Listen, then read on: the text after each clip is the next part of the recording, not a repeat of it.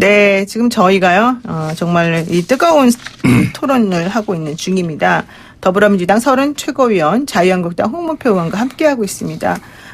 일부에서 얘기를 하고 있었습니다. 그 페트에 올라가 있는 상황과 수사에 대한 얘기를 한번 했었었는데요. 이번에는 자유한국당 얘기 중에서 또 제일 핫한 거 하나만 하겠습니다. 황교안 대표가 우파 대통합을 하자라면서 유승민 의원하고 어떤 교감을 형성하는 듯이 얘기가 나왔기 때문에 빅텐트가 쳐질 것이다 보수가 이렇게 얘기를 했는데 또 그 유승민 대표 쪽에서 약간 우리 신당 쪽으로 간다, 신당 창당 쪽으로 간다 이런 분위기를 보였죠. 그런데다가 어제는 그 변혁이라고 하는 그 유승민계의 어떤 모임에서 유승민 대표가 나 대표 이제 그만하고 오신환에게 넘긴다 이러면서 보수 대통합보다는 좀 젊은 사람들을 중심으로 해서 새로운 정치 가치를 만들어내는 데 집중하겠다 이런 얘기를 했단 말이죠. 그러면 이제 보수 대통합은 없는 겁니까?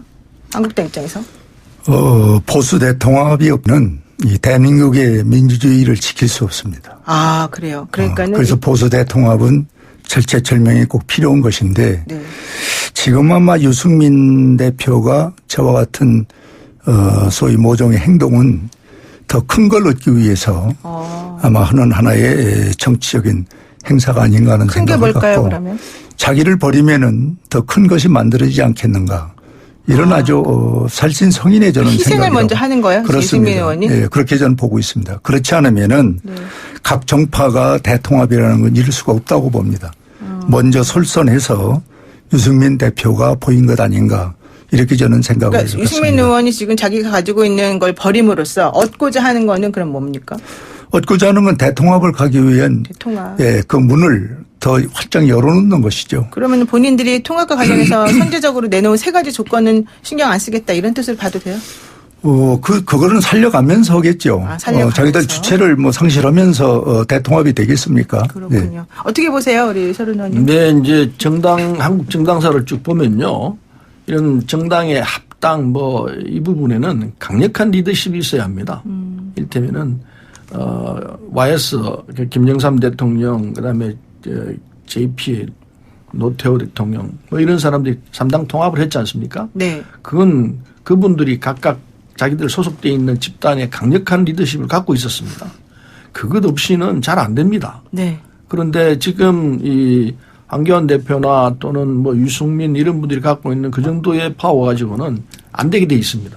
저는 제가 볼 때는 이게 서로 당을 합치는 문제는 그런 강력한 리더십이 있어야 되고 그리고 그를 통해서 아주 확실하게 이게 내가 무슨 보장이 되구나 이게 있든가 아니면 누가 보더라도 저건 참 희생이구나.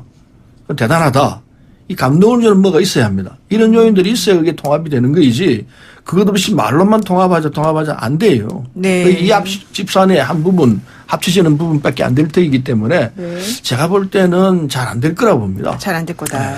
지금 서른 최고위원께서 이제 황교안 대표의 그 결단의 배경을 아주 상당히 약화시키는 말씀을 하시는데 제가 볼 때는 대통합이 안 되면은 야당의 존재 가치가 저는 앞으로 이어가기가 어렵다고 봅니다. 그래요. 네. 예, 이런 아주 절체절명의 순간에 온 것은 지난번 우리가 아다시피 이 광화문 집회 3일날, 9일날, 19일날 네. 한 1,000만 명이 모였었던 여기에서 사실 조국 이 전 장관이 장관직을 내려놓은 거 아닙니까?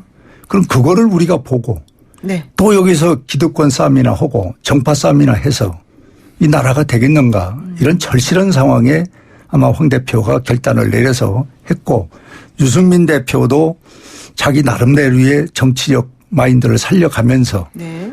이제 어느 땐가 이 극적으로 저는 통합이 안 되면은 국민이 야당을 인정하겠습니까? 전 이런 위기에 와 있기 때문에 이것은 지금은 어렵다고 보지만은 네. 저는 여러 가지 도처에서 일어나고 있는 일들을 볼 때 대통합은 되지 않을 수가 없다. 이런 전제에서 네. 저는 통합이 될 수 있다 이렇게 봅니다. 그렇군요. 그런데 비전이 안 보여요. 비전이 안 보여요? 네. 비전이 있어야 되고 혁신이 있어야 되고 자기 희생이 있어야 되는데 이런 요인들이 다 빠져 있어요. 근데 일단 유승민 의원이 희생을 먼저 보였다는 그건 거잖아요. 뭐 희생이 아니죠. 희생이 아니에요? 아무것도 아니에요. 그거는 그냥 그대로 아니다. 그냥 복잡한 상황에서 잠깐 피해 있겠다 이런 상황밖에 안 보이고 네. 정말 희생이 보이고 저건 정말 결단이구나. 감동이 있다. 이렇게 돼야 되는데 그거 하나도 안 보여요. 감동이 없는 아직까지는 좀 퀘스천 마크 이렇게 보겠습니다. 자, 그다음에 이제 두 번째 아니 이슈. 일개 정당에 그래도 대표였던 유승민 우리 대표가 그만둔 것이 별게 아니라고 하면 안 됩니다. 그거는 대표. 그 보통 지금 저 조그마한 자리 하나도 지금 머리 터질 정도로 싸우는 판에 네. 대표를 내놓으면서 통합을 길을 연다는 거는 이건 살신성인입니다. 그렇게 봐주셔야지. 그렇게 그걸 별거 아닌다고 보면 안 그렇게 됩니다. 보고 싶은 분은 그렇게 보고. 네, 근데 어쨌든 저는 내가 볼 때 변혁의 대표 자리가 아주 중요하게 지금 당장 막 영구적으로 결정되는 자리는 아니다라고 또 볼 수도 있다 이런 의견도 있으니까 조금 좀 보겠습니다 앞으로. 그리고 이제 두 번째 조국 장관이 이제는 민간인의 신분으로 어제 검찰에 9시 반에 출석해서 5시 40분까지 수사를 받았습니다. 결국 언제 소환하나 계속 말이 많았었지만 그런데 포토라인의 서류도 물론 안 왔고요. 그리고 원래는 조국 장관 사태에 관련해서는 공개 소환 같은 거 혹은 포토라인에 대해서 안 하는 거는 혜택 받지 않겠다. 그 다음번부터 받겠다 하더니 이제 본인이 또 혜택을 받고서 들어갔다. 이것도 문제가 됐고 진술거부권을 그런데 또 행사를 하더라. 이것도 얘기가 많은 것 같아요. 이거 어떻게 보십니까? 우선 어느 부분부터? 근데 포토라인 서고 안 서고 무슨 그 중요한 문제입니까? 조국의 전 국민이 다 아는 얼굴이고 그리고 네. 상황 다 정리가 돼 있는 상황이고 다 아는 얼굴이다. 부인도 네. 구속돼 있는 상황이고 뭐 이런 상황인데 그게 포토라인 선다고 해서 뭐 달라지는 건 하나도 없는 것 같거든요. 공인이라고 이거죠. 사람들은. 공인이었던 간에 지금 수사를 받고 있는 처지니까요. 그래서 포토라인이 중요한 문제는 아니고 문제는 이제 조국 장관이 뭔 얘기를 하느냐 이건데 자기는 방어권 일종의 방어권을 활용해서 진술 거부를 했다고 알려져 있습니다. 난 정확하면 모르겠습니다만은. 네. 근데 그뭐 본인이 할 수 있는 법적 권리니까 그건 그대로 봐야 되고 그리고 재판 빨리 해야 돼요. 재판정의 상황을 갈라야 한다 봅니다. 검찰이 가지고 있을 사안은 아니라고 보고 검찰이 빨리 수사 종결하고 그리고 법원으로 보내서 이 객관적 입장에서 심판을 받도록 하는 것이 지금 해야 할 일이 아닌가 생각합니다. 진술 거부권 행사한 건 괜찮습니까? 그럼 본인이 하고 싶은 이 방어권의 하나 부분이죠. 방어권으로서 괜찮은 거다. 어떻게 보십니까? 우리? 자, 저는 이 부분에 대해서 참 한마디로 기가 차다는 생각을 갖는데. 기가 차다고요. 네. 아니 조국이 이제는 일반 자연인 아닙니까? 또 부인도 마찬가지 아니에요? 네. 그런데 비밀 통로로 들어갔다 비밀 통로로 나오는 이게 대한민국에 이런 경우가 있어요. 일반이니까 그렇죠. 공인이라면은 좀 사람들에게 알려져야 될 가치가 있지만. 그럼 일반인 지금 다 그렇게 수사합니까? 그거는 말이 안 되는 그렇게 하라고 지침이 이야기고요. 내려져 있고 그렇게 하도록 아니 되어 있습니다. 지침은 조국을 위해서 만들어진 지침을 여기다 무슨 적용하는 조국을 것은 위해서 했겠습니까? 안 되는 것이고 네네. 문제는 저는 조국이 말을 지금 듣는 사람이 믿는 사람이 누가 있습니까? 모든 것이 다 가족 일이 아니다. 아내 하는 것도 난 모른다.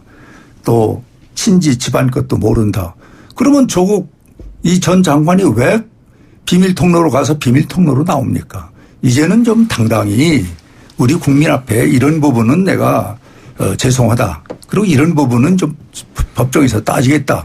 뭐 이렇게 나와야지. 하나사 열까지 전부 누구의 백을 믿고 이러는지 몰라도 네. 이렇게 온통 비밀에 쌓여 있는 사람 또 비밀에 쌓여 있는 이 가정 이거를 우리 국민들이 얼마나 불신하는지 아직도 지금 정신을 못 차린 것 같아요. 제가 볼 때는. 근데 비밀 통로로 갔는지 뭐 하늘로 떨어진 데는 제가 모르겠습니다. 그러나 조국 장관이 전 국민이 아까 말씀드린 대로 전 국민이 아는 상황인데 네. 그게 뭐 포토라인에 섰든 안 섰든 그게 무슨 문제가 됩니까? 네. 저는 아무런 문제가 아닐 거라 생각하고 네. 문제는 빨리 진실을 가려야 한다고 생각합니다. 네. 나는 조국 장관이 그렇게 바람직하게 세상 살았다고 생각하지 않습니다. 네. 그러니까 그게 어느 것이 진이고 어느 것이 가인지 네. 이거는 법정에서 가려야 한다고 봅니다. 네, 좋습니다. 지금 시간이 없기 때문에 이 얘기는 조금 나중에 또 우리 사석에서 만나서 얘기하는 걸로 하고요. 한 이슈만 더 한번 해결해 보고 가겠습니다.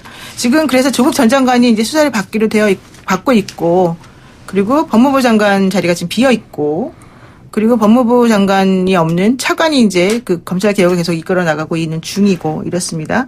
그러니까 지금 빨리 와야 되겠죠. 조국 장관을 대체할 만한 새로운 법무부 장관이. 지금 한마평에 올리신 분들이 여러 분 계시지 않습니까?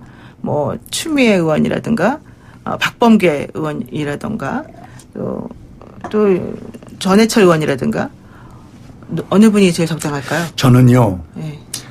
이런 국가적인 가장 중요하다고 할 수 있는 법을 다루는 법무부 장관은 먼저도 제가 이 자리에서 조금 얘기했습니다마는 법무부 장관 국민 공모제를 한번 선택해서 법무부 장관 국민 공모제? 예, 그렇게 해서 좀 당당하게 법무부 장관을 좀 국민 속에서 뽑는 이렇게 특정인들 몇을 놓고 난상 토론하고 네네. 또 이 사람은 뭐 통과되고 이 사람은 안 되고 이런 잣대가 아니라 네. 이제는 조국으로 인해서 대한민국의 또 정치권까지 또 그리고 법조계가 완전히 지금 몰락돼 있는데 네. 이걸 살리는 길은 국민의 공모제. 공모제. 이거를 한번 대통령께서 용단을 내려서 하면은 얼마나 우리 국민들이 거기에 지지를 하고 호응을 하겠다. 난 아주 찬성을 하라고 봅니다. 정말 좀 네. 신선한 그런 네. 아닌 것 같은데 어떻게 보시는지 서련 네. 의원이 그리고 또 하나는 당 최고위원이시잖아요. 네. 근데 추미애 의원들 오래 보아 오셨는데 지금 추미애 의원이 법무장관으로 얘기가 되니까 막 또 의견들이 많이 올라오고 있어요. 왜냐하면 검찰하고 제일 잘 싸울 만한 분이다 뭐 이런 얘기도 나오거든요. 어떻게 보세요? 근데요, 이 공모제 부분은 뭐 좀 일견 좋아 보입니다만 네, 좋아 보이죠. 대통령은 장관들을 지명해서 임명하도록 되어 있습니다.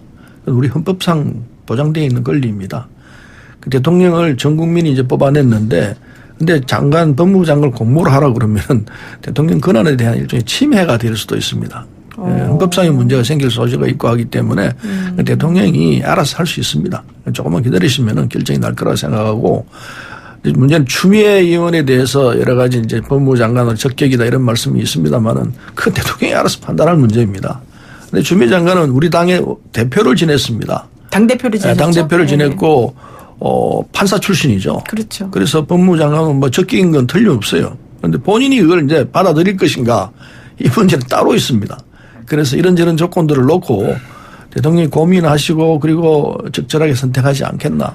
뭐 네. 박범계 의원도 있고 전해철 의원도 있고 네. 우리 당에 그런 인적 자원은 많이 있습니다. 네, 예. 그렇군요. 밖에도 많이 있고. 네. 오늘 여기까지 해서 마칠 건데요. 지금 맞춰야 됩니다만 하나만 딱 5초만 여쭤볼게요. 추 의원이 받아들여야 된다고 보십니까? 저라면은 네. 근데 사실은 지금 이 시점에서 법무부 장관 받아들이면 희생이거든요. 네, 희생이죠. 자기 희생입니다. 네, 네. 자기 희생인데 이 국면에서 희생을 할 수 있는 용단을 할 수 있다면은 좋다고 보죠. 아, 좋다. 받아들여야 하는 것이 낫겠다. 네. 좋습니다. 오늘 여의도 중에서 여기까지 하겠습니다. 저는 그 추미애 의원 그 부분은 지금도 누누이 말합니다마는 대통령이 임명할 권한이 있다. 그걸 내려놓고 국민에게 돌려줘서 국민이 선택을 할 수 있는 네. 이것이 더 좋은 난 방법이라고 생각합니다. 그렇습니다. 네, 저희가 이제 정말 끝을 내야 됩니다. 고맙습니다. 두 분. 네, 감사합니다. 네. 네, 더불어민주당의 서른 최고위원 자유한국당 홍문표 의원과 함께했습니다.